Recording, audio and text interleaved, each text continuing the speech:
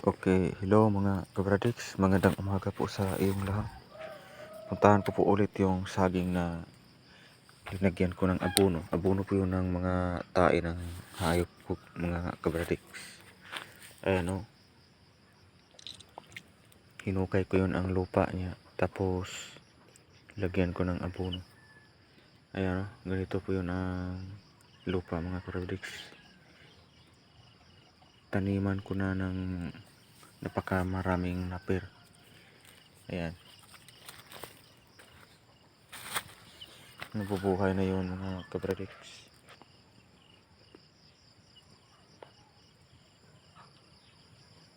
Yan, ito yan.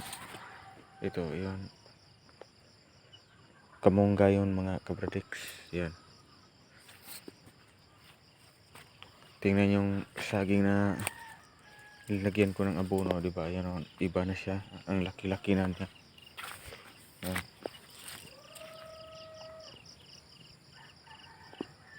Mundo po yung mga kabradix. Mundo po yung itong banana na to. Yan. Yan.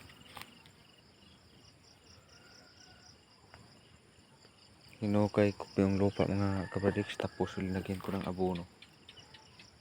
Kasi hindi na yun masyado maraming sustansya yung lupa dito sa amin mga kabradix. Hindi yun mabubuhay kapag hindi yun lagyan ng abono.